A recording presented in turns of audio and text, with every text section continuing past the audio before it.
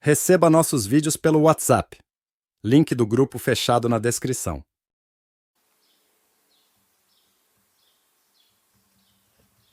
Assim, o que nos fará mudar? Se essa questão não te interessa, não se preocupe. Não faça dela mais um problema em sua vida. Já tem problemas que bastam, quer deles esteja cônscio, quer não. Mas se é uma pessoa verdadeiramente séria e refletida nesse mundo, que se tornou tão violento, tão brutal, tão cheio de competição, de nacionalismo, tão fragmentado em famílias, grupos e etc., tem de dar atenção a esse problema, quer te agrade ou não. Se não tem interesse, pode dizer, nele eu não quero tocar. Irei desenvolvendo minhas teorias e ficarei vivendo no casulo de minhas próprias ideias.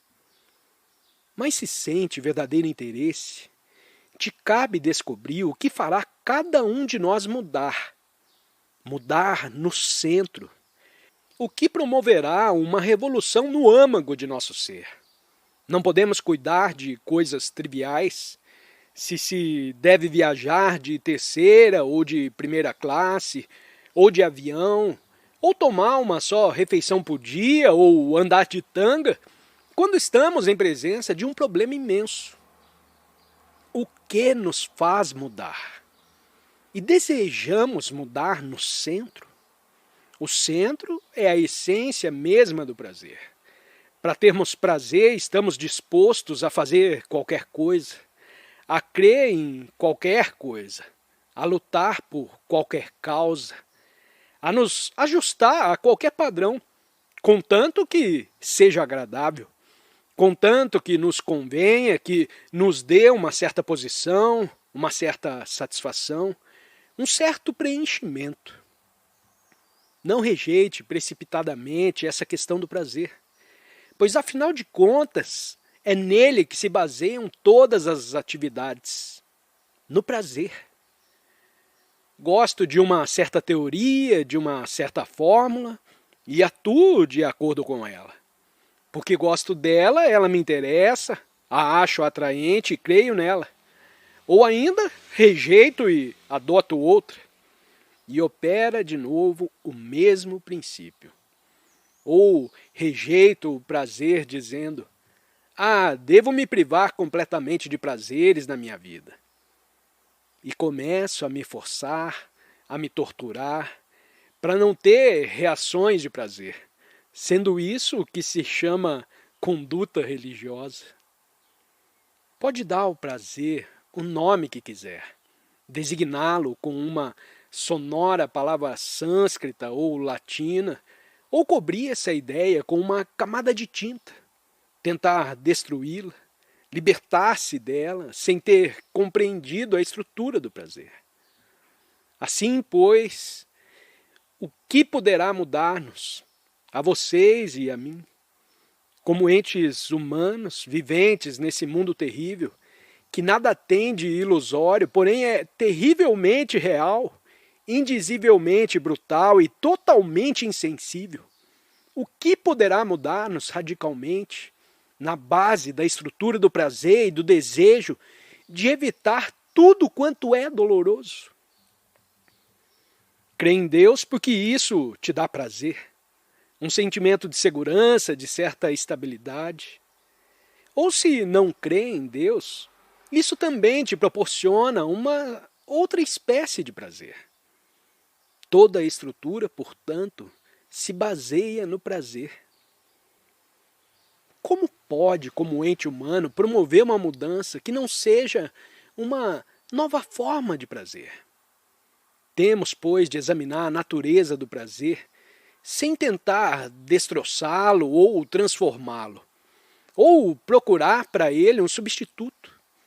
Temos de compreendê-lo, não acha? Compreender? O que significa compreender uma coisa? Empregamos com muita facilidade a palavra compreender quando dizemos compreendo isso.